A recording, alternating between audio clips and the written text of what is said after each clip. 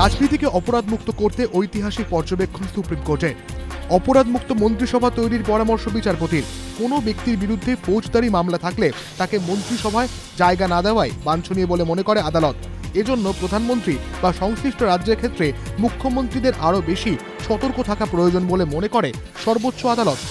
Supreme কোর্টের প্রধান বিচারপতির নেতৃত্বে 5 বিচারপতি নিয়ে গঠিত সংবিধান বেঞ্চ এই মন্তব্য করেছে। দলেরই এক নেতার বিরুদ্ধে গণধর্ষণের হুমকি, মারধর, সামাজিক বয়কট ও জরিমানা মতো চাঞ্চল্যকর অভিযোগ তৃণমূলের পঞ্চায়েত সদস্যার। ঘটনাটি ঘটেছে পূর্ব মেদিনীপুরের খেজুরির 1 নম্বর ব্লকে। ওই মহিলা সদস্যার অভিযোগ, ভোটে জেতার পর থেকেই তাকে নানাভাবে হেনস্থা করতে থাকেন স্থানীয় তৃণমূল নেতা স্বপন দাস ও তার অনুগামীরা। গত 24শে আগস্ট স্বপন ও তার দলবল বাড়িতে চড়াও হয়ে স্বামী ও ছেলের সামনেই পঞ্চায়েত সদস্যকে ধর্ষণের চেষ্টা করেন বলে অভিযোগ। মারধর করা হয় বলে অভিযোগ, এমনকি 50,000 টাকা জরিমানাও চাওয়া হয় বলে মহিলা নেত্রীর অভিযোগ। এর আগে গত 23শে আগস্ট তিনি আরও একটি অভিযোগ জানিয়েছিলেন। মাইকে প্রচার করে তাকে সামাজিক বয়কটের হুমকি দেওয়া হয়েছে। দুটি অভিযোগের প্রেক্ষিতেই পুলিশ জেনারেল ডায়েরি করে, কিন্তু কেন এফআইআর করা হয়নি তা নিয়ে প্রশ্ন উঠতে শুরু করেছে। সারদা কেলেঙ্কারিতে এবার সিবিআই নজরে 5 প্রভাবশালী। সিবিআই সূত্রে খবর, এই 5 জনের মধ্যে রয়েছেন রাজ্যের এক মন্ত্রী, রাজ্যসভার এক সাংসদ, এক প্রাক্তন কেন্দ্রীয় মন্ত্রী ও 2 ব্যবসায়ী।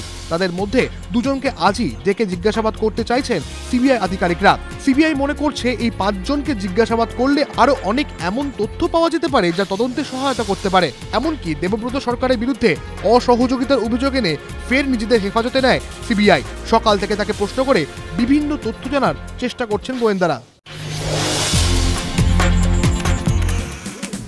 এ যেন আকাশ ছুঁয়ে নিজস্বী তোলার ভাবনা। যেমন ভাবনা তেমন কাজটাই সেরে ফেললেন ড্যানিয়েল লু ও তার 2 বন্ধু।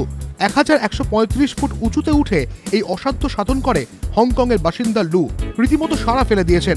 হংকংয়ে এক গগনচুম্বী অট্টালিকার ছাদের দিকে ঝুলে অ্যান্টেনার উপর দাঁড়িয়ে এই নিজস্বী তুলেছেন ড্যানিয়েল লু। নিজস্বী তোলার আগে ভিডিও শুরুতে দেখা যাচ্ছে হংকংয়ের 5ম বৃহত্তম বিল্ডিংয়ের ছাদের উপর ঝুলে কোনো এক সরু জায়গায় বসে গল্প করেছেন 3 বন্ধু। মনে করা হচ্ছে এটাই সবচেয়ে জীবনের ঝুঁকি নিয়ে তোলা বিপজ্জনক নিজস্বী।